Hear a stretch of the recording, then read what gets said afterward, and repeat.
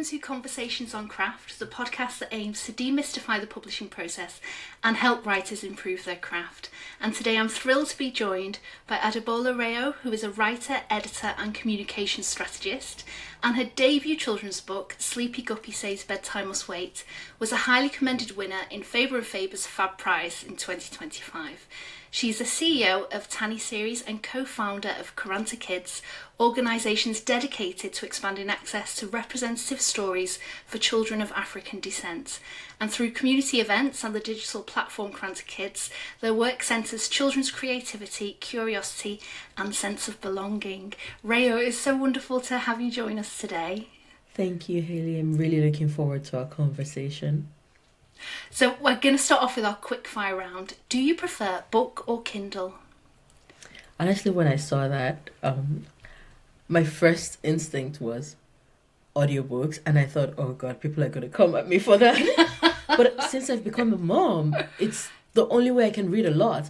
But ordinarily books, the physical ones, yeah. Yeah. I adore non-fiction books with audio. I don't know why. I can really process the information. And like you say, when you're a mom and you have so many jobs, and it's so easy to put something in and listen to it and still get things done and be really productive. Absolutely. Yeah. So I don't think people are going to come at you. I think you're fine.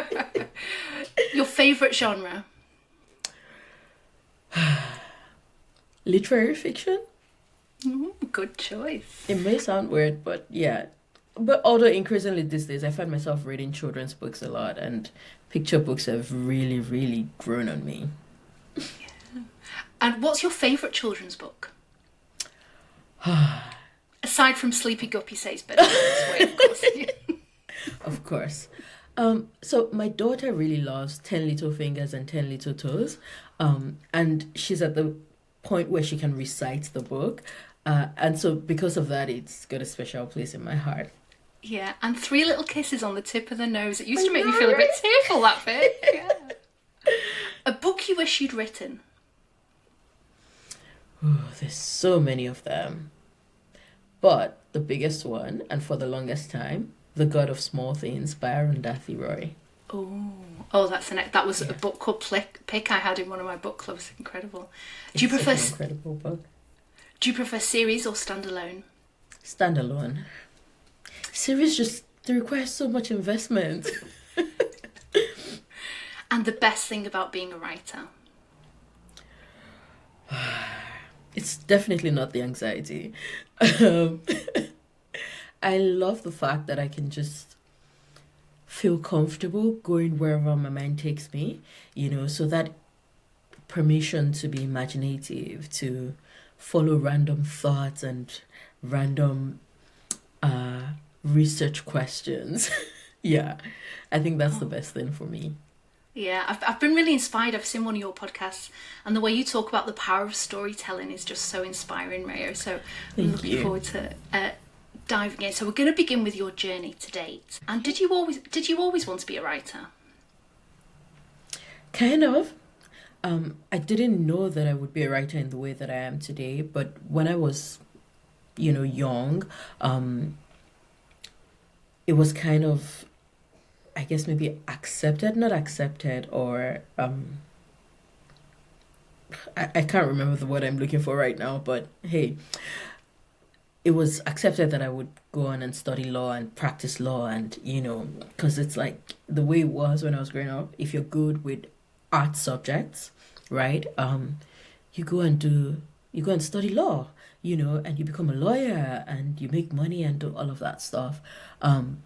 So that was the plan, right? And I did go and study law, but I've been writing since I was, I don't know how young, but I do remember being maybe 10 or 11, and my sisters found one of my school notebooks where I had written poems.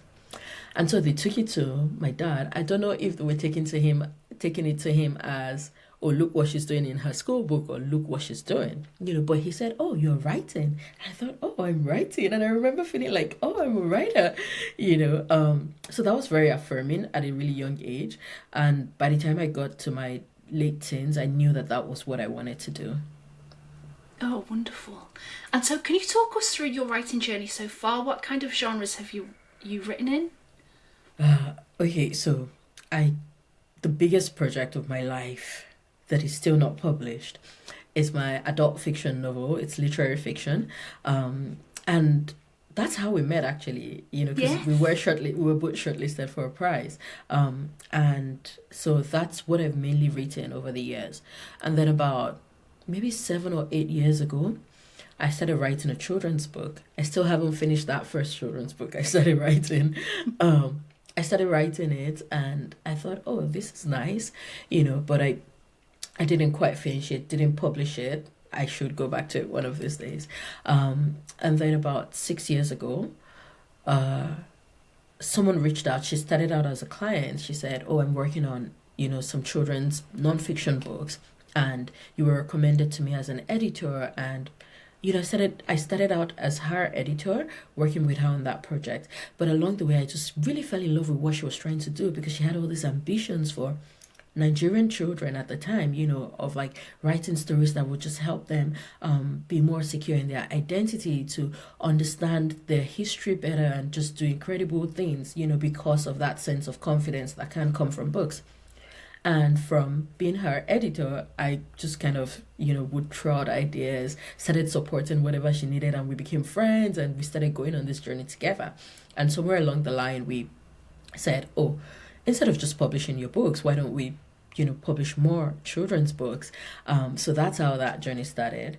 And then I wrote my own children's book, after I had my daughter. It was inspired by her. you know, I mean, from the title, you probably know why Sleepy Guppy says bedtime must wait. We were having bedtime battles all the time when she was when she was underworn. And one day, one of those nights, I just thought to myself, what is it? Why doesn't she want to go to sleep? Um, and I thought, oh, she must be imagining all the things she'll miss out, and that's how that idea came. Oh, I should write a story about this. Um, and the title was actually the first thing that came. I don't know why, but I like the way it sounded in my head. Sleepy Guppy says bedtime was where I was like, okay, yeah, I'm gonna do that. Um, and so that's that part of my creative writing. Career wise, after graduating from law and knowing that I didn't want to practice law, um, I got a job in a newspaper house and, just kind of wormed my way through different parts of the writing industry that way, from newspaper to book publishing as an editor to ghostwriting speeches for a governor at the time I lived in Nigeria, and just doing all of these things that were writing and keeping me in that creative space that I liked to be, even though they weren't quite fiction writing for myself. And then 8 years ago, I founded a company of my own to, do executive ghostwriting and corporate communications for companies. So yeah, that's my writing journey in a nutshell. Rayo, you've done it all. You've ticked all the boxes. I know, right? Like, I'm writing for executives in the morning and then I'm scribbling children's stories in the evening. And I'm like, I like it. I like the fact that I can use those different sides of my brain. Yeah. Yeah, yeah. Can you tell us more about Sleepy Guppy Says Bedtime Must Wait? I'm really interested in when you first read the story to your daughter. Did you kind of develop the story alongside her, or? So, I started working on the story and I thought to myself, oh, I'm going to just print some packs, just print some copies and put them in her birthday packs for her first birthday. Um, but also, like, the story was growing. I'd sent it to some friends, got some feedback from them, rewritten it a few times, and then one day I read it to a friend's children. They're a bit older, and one of them is a writer. He's at the time I think it was 10 or 11. Um, and he, said to me, in the earlier version of the book, Sleepy Guppy would make all these excuses for not wanting to go to bed, and it was just her. And he said to me, oh, why don't you have her parents also make excuses? And I thought to myself, oh, actually, that makes so much sense. Because with a child, actually, you make all kinds of silly excuses to them all the time. I tell my daughter all the time things like, the phone has gone to sleep. Yes, yes. And you say all kinds of things that it's just ridiculous, but they don't know it.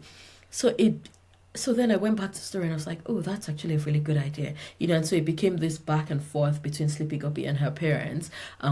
And at that point, I thought to myself, oh, this would be really good illustrated. So I hired illustrators. Now, again, I'm still doing this towards my daughter's birthday at the time. I hired illustrators. Once they started the work, I thought to myself, you know what? I really want to go deep, and I had all these ideas around illustration. And by then, I'd sunk in so much money, but also just seeing the excitement every time we got illustrations back. My husband, my daughter, and I would look at it, and it was just a really exciting process. And by then, I had started to read the story to her, and I thought to myself, oh, if we're getting so much joy out of this, actually, I should put that out in the world. It shouldn't just be something that goes into her party packs and ends there. Yeah, and then I sent it out I think I sent it out for 2 competitions. And it got longlisted for the Faber-Fab Prize. And honestly, I think I lost my mind when I read the email. Because it was just like, oh my God, wait, what? And then it got shortlisted, and, again, and then it finished as a highly commended winner in that prize. And I remember thinking to myself, okay, do you now want to go on the journey of querying this book and knowing that it may take another 2 to 4 years before it sees the light of day, if it ever does, or do you just want to do this by yourself? And also having just had that experience of running a children's book publishing company for a few years, by the time I thought to myself, if I'm running a company, right, by myself, even though that company is in Nigeria, what actually stops me from just publishing this book by myself and also just making it available globally? And that's how, Sleepy Guppy made it out into the world. Wow. I think with picture books, right, as much as you're the writer and you have that original idea, it's really a collaborative process at the end of the day. Without the right illustrations, it's just not going to work. Especially because children under 5 are so visually led, that's what excites them most. So as much as my daughter, she's almost 2 now, and she can actually recite the first 2 pages of the book. Wow. Yes. That was such a pleasant surprise, by the way. But as much as she likes the story and can recite it, she spends a lot more time looking at the illustrations, pointing at this and that. And I had such wonderful illustrators, because I would say to them things like, oh, I want us to hide a crocodile in the bushes there. And, they would do it. And so it's like these tiny little Easter eggs there, here and there. And yeah, I think for me, that's just been a whole other exciting part of being a writer for me. Yeah. Wonderful. Can I take you back to the Faber and Faber Prize? Can you tell us a bit about that prize and what made you enter initially? So Faber and Faber's Fab Prize is a prize for ethnic minorities. I want to say ethnic minorities, but I don't think it's just ethnic minorities. Probably marginalized people generally, and ethnic minorities. And when I saw that, I thought to myself, even though this book is not about a Black character, it's a universal story, I'm gonna enter it. I'm a Black writer, and frankly, the opportunities in the industry it's a lot harder, and it's not even about your story. Your name in the first place, it tells everybody who you are, what your background is. And so you have to navigate all those realities with my adult novel, for example, you have to navigate people saying things like, oh, I enjoyed the story, but I'm not quite sure how to sell this to a global audience, and all that kind of stuff. And so I particularly like prizes that are more diverse, that are, looking out for people, looking out for increasing diversity in the industry, and so that's why I entered it. What was it like when you first got that email to say you're listed? Because when you're a writer, it feels like you're writing in the dark and you think, is this any good? And was it like a huge moment of validation? Oh yeah, even if writer friends and editor friends tell you, oh, this is good, you should do something with this, and even if deep down that this is good, you should do something with it, there's still nothing like getting that external validation because you know that, okay, it's not just me, this is objectively good. Um, and I think for me, the writing journey is such a tedious one, right? Hmm. You send out a lot of work, you get a lot of rejections, you know. I don't know if I can ever get used to that. And at the time, actually, it had been a rough year writing wise.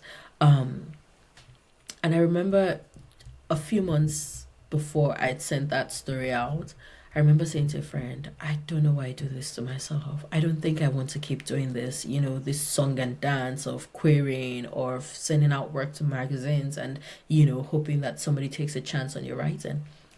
And she's a writing friend, she's my writing partner. We tend to meet and review each other's work. And, she tried to encourage me and all of that. And it was a few weeks later that I entered the Faber and Faber-Fab Prize. And it was just one of those things where I was like, okay, you know what? The story exists. I might as well. But I'm not going to hope for anything out of it. Mm. And so being longlisted, I was like, oh, okay, this has kind of maybe given me a little more fuel to keep going on this journey. Um, but also at the same time it was like I'm not going to get my hopes high, because I don't know if this is going to end up anywhere. And then it was shortlisted. I was like, oh my god. And even though I didn't take the top prize at the end of the day, but actually finishing as a highly commended winner, not just being shortlisted, for me it was like, you know what, at the end of the day, if my goal is to write, right, and not just write for myself, but to actually write stories for people to enjoy, then it's enough that it is objectively good. I should believe in myself enough to go that last mile by myself. And honestly, no regrets about that. Yeah, wonderful. Can I ask you what your writing routine is, Rayo? I used to have a writing routine. I used to have a writing routine. Now not so much. Before I had my daughter, I would, during the week, make a lot of notes. I tend to send myself WhatsApp messages a lot. Use my notes app on my phone, and then on Thursday or Friday, I would go and gather all of these random notes together, put them in one document, see what's viable, what's not viable. And then on Saturdays, like I used to spend most of my Saturdays writing. So even though I'd been writing in bits and pieces during the week, Saturdays used to be my writing days. Now with my daughter, I'll get back there when she's older, but right Yeah, now I take what time I can find. Nap yeah, time, I'm writing. But I also find myself, I mentioned earlier that I listen to books, but I also, orally tell my own stories. So my notes app, my voice memo app, I've used it so much more than ever before. really. Yeah, because I don't like to use screens when I'm with her. Hmm. Um, and so, but it's easier to, start a voice recording, and just record where I think a story will go. And I don't know if that's a new thing, but they've actually made it so that it transcribes your audio. So I can just go there and copy it later, and it's pretty much like typing.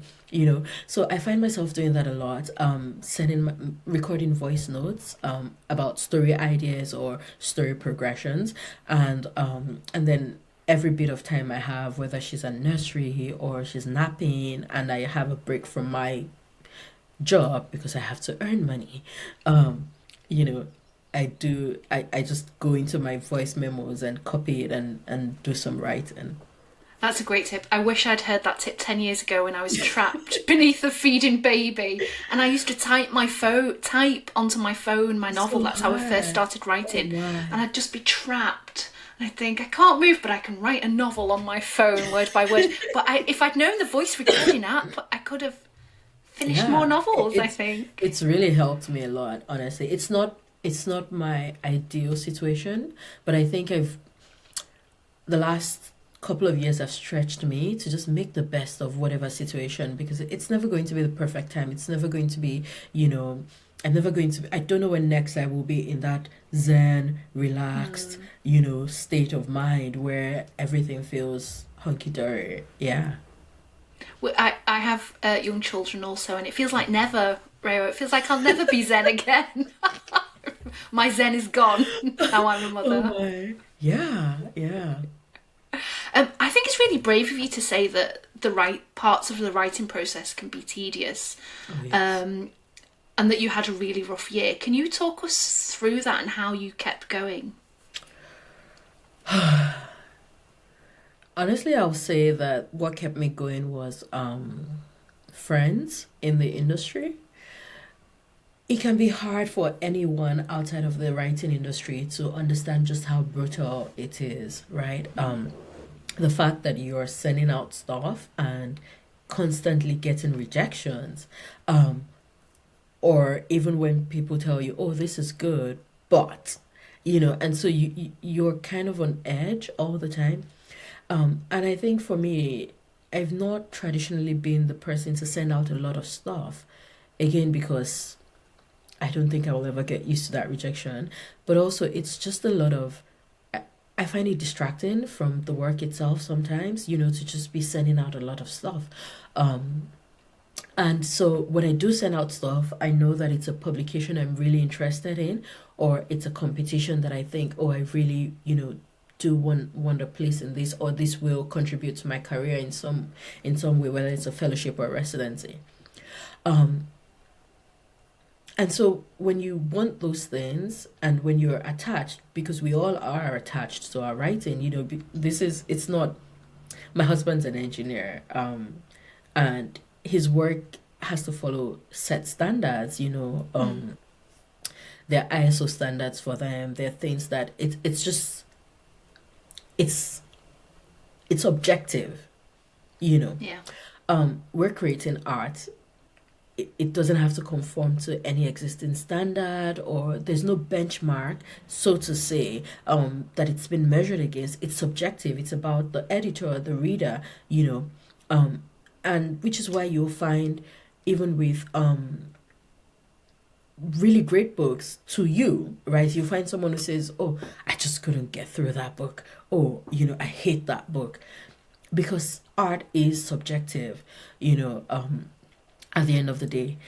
But despite knowing that, it's brutal on anybody to get constantly rejected, or to have those almost. In fact, I think the thing that broke me that year was an almost, and I said to my friend that I think the almosts are worse than Mm. the outright rejections, because also because for a few years I had been getting a lot of almost, so it's like, oh, you made it to the top this, but we're sorry, or we quite like this, but, and for me that almost, it's a worse place to be in, because then it's okay, I've tweaked this work, I've tweaked it. Is it that it's just still not hitting that point? Or is it, is it me? Is it something else? Is it because I am writing from a specific cultural experience?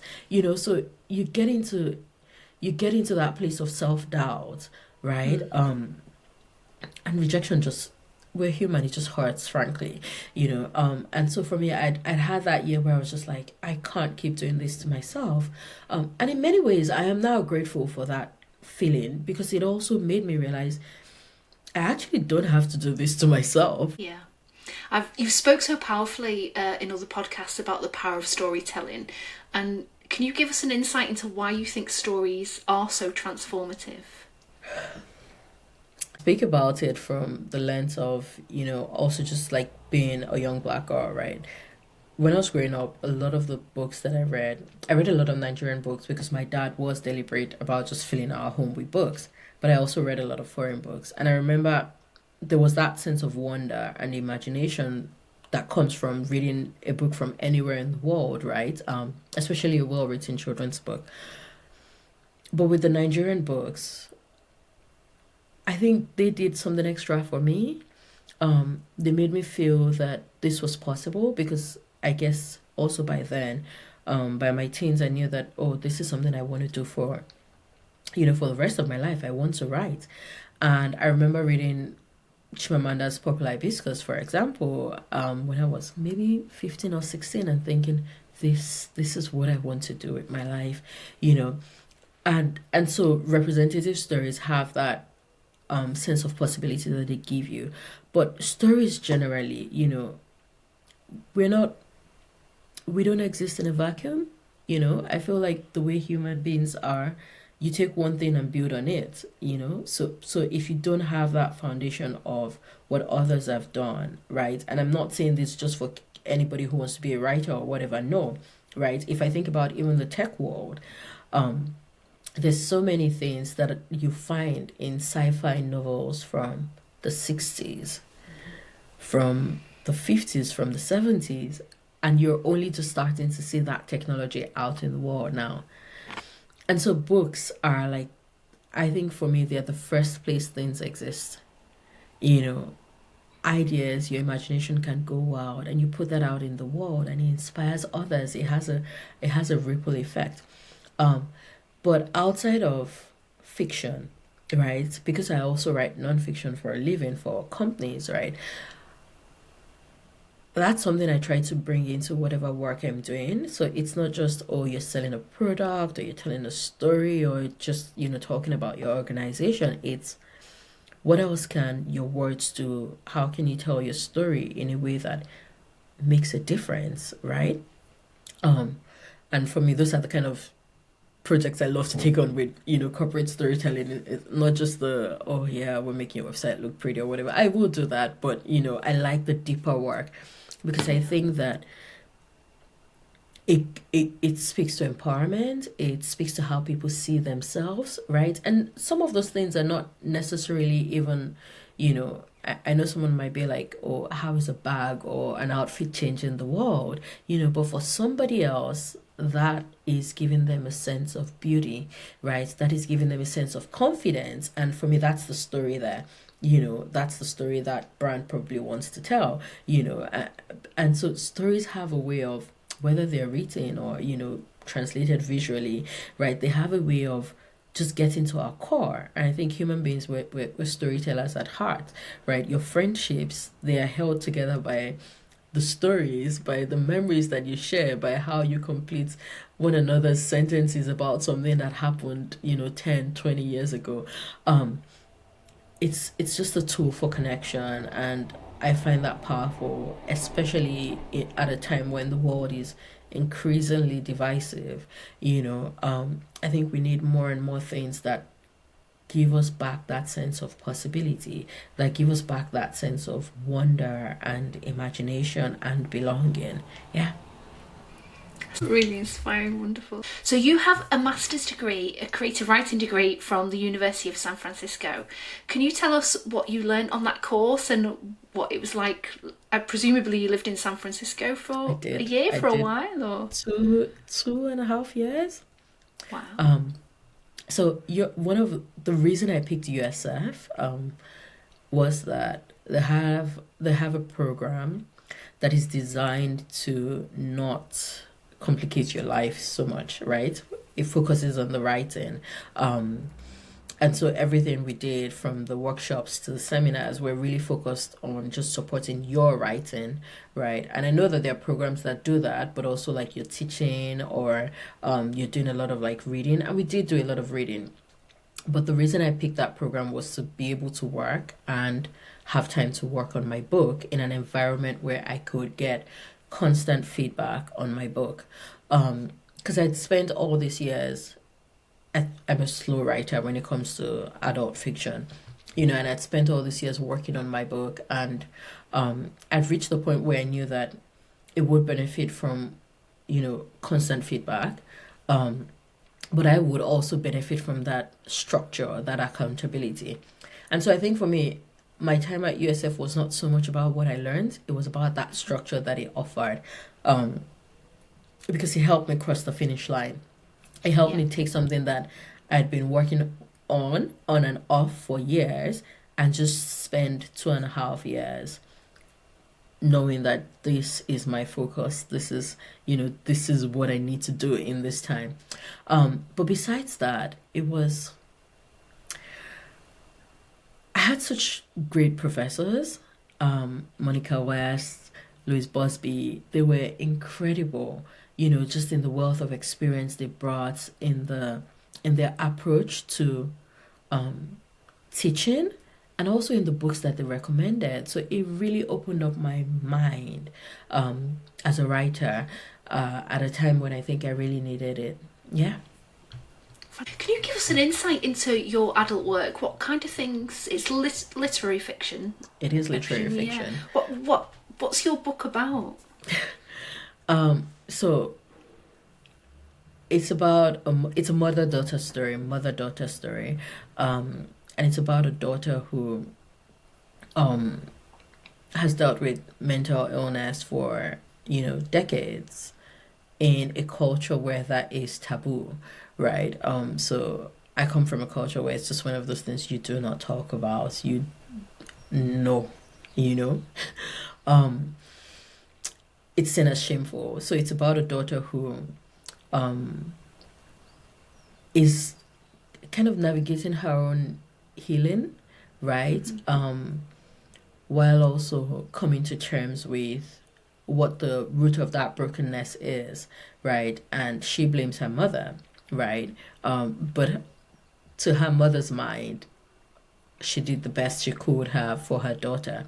And it's that tension of parenting, right? Of, I guess, of mothering and being a daughter, of feeling like you did your best, right? But it still doesn't feel good enough for one party, and the other party feeling like, oh, you don't even know me, and so it's just that fallout of um finding that they both actually don't know each other. The daughter doesn't know her mother either. She thinks that her mother is this traditional person. She has no real idea about the battles that her mother herself fought, and all the things that have brought her to the family dynamics that have brought her to who she was as a mom, right? Yeah, so that's what it is about. Oh, it sounds incredible, Rio. I hope I'm buying it in a bookshop one day. I hope so.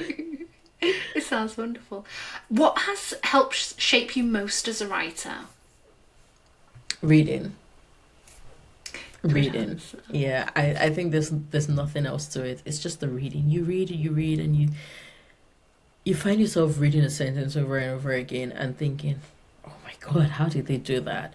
And I think that's the thing that also shapes you as a writer, because when you think that, then you also want to attempt things. You want to play with words. You want to, enjoy that process of creating something that makes somebody else go, "Oh my God, how did she do that?" Yeah. Yeah. Has your writerly voice changed over the years? I think so. I think I write with a lot more compassion now. Um, and I hate to be cliche, but I think it's something that motherhood did to me. Um, I have a lot more compassion for people generally. Um, I think there's a lot more softness in my life, you know, um, because of the intentionality that I want to raise my daughter with.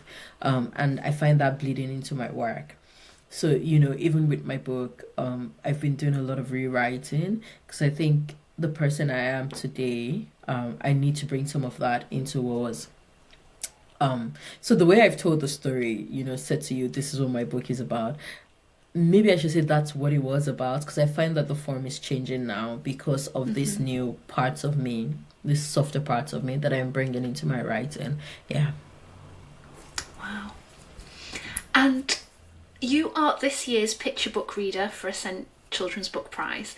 Are there any stories that you're really excited about receiving? Honestly, I'm just like so open-minded because I think with children's books, I just want to go on a journey that feels wild and wonderful. You know, I love it when I open a book and I just don't know what to expect. You know, so yeah, give me the wild, give me the wacky, but also the soft, because like I said earlier, some of my favorite children's books are just the ones that are just soft and it just makes you feel that um bond between parent and child. So yeah. Yeah. Any and everything. Anything. That resonated with me then, the soft books, because I've recently read Frog and Toad to my youngest, and it is such a gentle stories, and hardly anything happens, but it is just so beautiful. And I don't know what it is about a frog and a toad, and it's just so beautifully soft, and Yeah. I almost find it therapeutic to read these stories myself. Oh yes. Yeah. Oh yes. I honestly love children's books so much. Like sometimes I'll just pick, even when my daughter's not around, I'll just pick it up and read again because I'm like, oh God. Yeah. It's a reminder of all that is maybe good in the world. Yeah. Innocent and pure and wonderful and wild and wacky. Yeah. Sharing your work, you've kind of spoken about some of the vulnerabilities that we face as writers with rejection, and just that constant rejection that you can be exposed to. Do you have any advice for writers who feel particularly vulnerable and are nervous about sharing their work with competitions or even with beta readers? Beta readers, I would say find people that you can trust. I think for me it's a non-negotiable part of my writing. Nothing goes out into the world without certain trusted, oftentimes they're writer editors themselves, having read it and given me feedback. I think that is the place to develop your confidence, before sending it out into the world to people who don't know you, are reading 1,000 other stories that in a short time. And with competitions and magazine submissions, I think just, I don't want to say keep going, because that sounds very, it's advice that is not advice. I think for me, what has worked for me right now is just knowing, what am I really looking to get out of this? If it's just to put my work out there, if I've tried and it's not working, can I put it out there by myself? If there's no hurry, so to say, in terms of, you're happy to wait years or months, keep going. Why not? But it's not about you, frankly. It's not about you. It's I think there's so many things in the writing industry that need to be fixed. And this is not even about the magazines or the competitions themselves, because so many people are just doing it as a labor of love. The arts get so little funding compared to a lot of other sectors. And I guess that's also about the value we place on it as human beings. Unfortunately live in a world where people don't realize how important these things are in terms of what they do for us as people, right? Outside of an obvious commercial capitalist value. So if you know and understand that the constraints of the industry are not about you, it does help a little bit in softening that feeling of being rejected. Yeah. Yeah. It does feel for so many writers that the barriers to breaking into the industry are higher than ever, and the statistics around the industry just almost seems like the industry seems to be going backwards in many respects. It's scary. Yeah. So would your advice be just to keep going to those writers? Keep going for yourself, right? Keep going for yourself, keep writing, because I think even when I felt that way, I knew that I would keep writing, because writing is just, it's a part of me. It's not something that I can turn on and off, right? If you need to step back from submitting for a while and just come up with a different strategy. I've seen people build their own blogs or sites and just turn it into something incredible. I wish I had that kind of marketing foil in me. But I love it when people do that. I think for me with children's books, I'm so passionate about seeing more stories out there for children of color. And so I built an app, and I have a team working on stories and illustrate. I'm not waiting for traditional publishers to publish more books for kids of color. It's like we're going to do it on our own digital app, and every time we have funding, we print some of the stories and also give them out to under-resourced communities and all of that. I'm doing the work of putting the kind of stories I want out there in the world. And so find the little things that you can do to keep that passion going. You're doing your Nobel Prize. I think it's just that thing where we all have to do what we can do, right? It's not a replacement for the wider systemic infrastructure that we need, or removals to barriers that we need. But I think that you have to find what feeds your soul and do that. If you're going to put your story out there on a blog and 2 people read it, hey, it's been read. I think we with the state of the industry, you just kind of have to stop waiting for that, big thing for someone else to take a chance on you. If you're happy to wait. But if you feel like, oh, you can't keep waiting, then rather than quit writing, rather than give up completely, do something for yourself. Yeah. Wonderful. So you are the CEO of Tiny Series and the co-founder of Quaranta Kids. Can you share what these organisations are about and what the aim of them is? Yeah, so Tiny Series publishes print books for children, and our focus is we do publish universal stories, but we are also very deliberate about publishing Nigerian African stories. The stats are abysmal, if you think about the percentage of books that have children, Black kids in them, and for me as a mom, for example, when I see the way that my daughter responds to books with Black characters is really different from how she responds to other books. Her name is Joanna, and she'll see a Black girl in a book and say, "Another Joanna." Oh. And I find that so precious, Yeah. And I think it shouldn't be something that is few and far between. So that's the work that we are trying to do with Tiny Series. With Quaranta Kids, one of the things that we noticed was, as much as we've been printing and publishing, printing and selling books for years, there are a few issues that make it so that it doesn't always get into the hands of the people that need it the most. So in places like Nigeria, where I come from, we don't have a strong public library system. So kids can't just go to the library and borrow books and read them and return them. And so it means that the people who get easy access to children's books are people who can afford to buy them. Right? Not everybody can, but even if you can afford it, frankly, books are expensive. There's a limit to how much you can buy.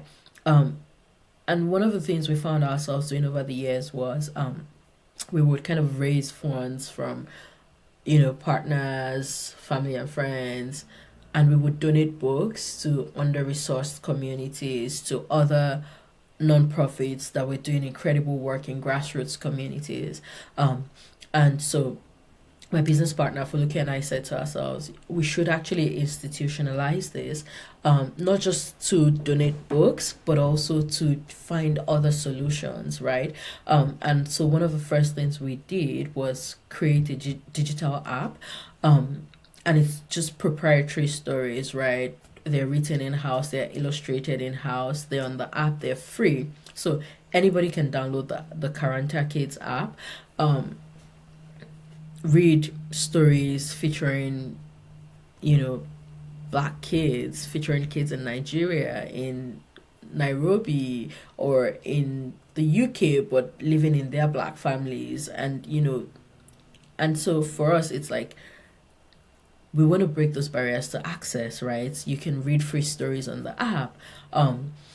We also do community events, right? So storytime events for the kids, but creative workshops for them so that they can also get to express themselves and build that part of their own lives.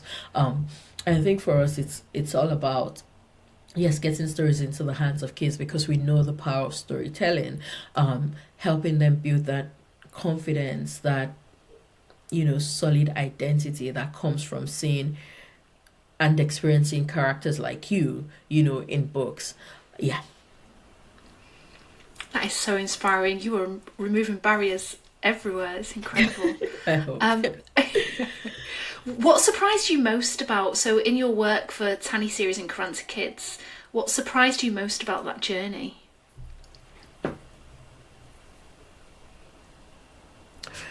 That's a good question. I don't know if surprise is the word, because I think having worked in publishing a lot in my early career, and also just freelancing for publishing houses over the years, I know how expensive it is to do anything of good quality. Your print costs are over, you know, they're so high.